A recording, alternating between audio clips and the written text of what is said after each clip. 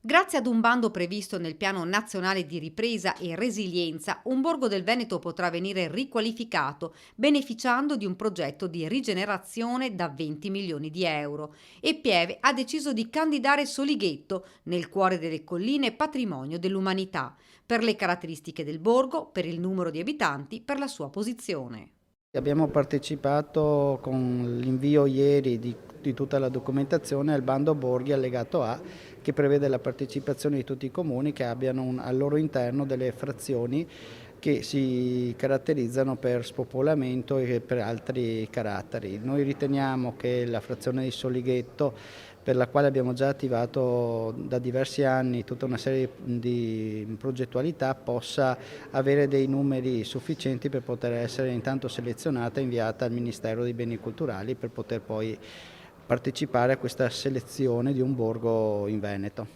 Per redigere il dossier che immagina per Solighetto un nuovo modello integrato di attrattività e inclusività, Pieve ha sfruttato una recente esperienza.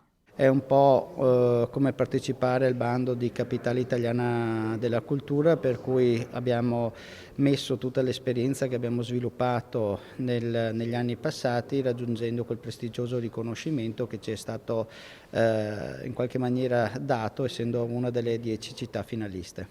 La sfida per dare nuova vita al centro di Solighetto è quindi aperta. Tra il 2015 e il 2021 la frazione ha registrato un calo demografico del 6,2%, 150 le unità residenziali, di cui 40 abbandonate o non abitate. L'amministrazione immagina Solighetto come un albergo diffuso con un'unità ricettiva interfacciate all'hub storico e culturale di Villa Brandolini. Un progetto ambizioso e non solo che il Comune sta cercando di concretizzare grazie ai fondi del PNRR.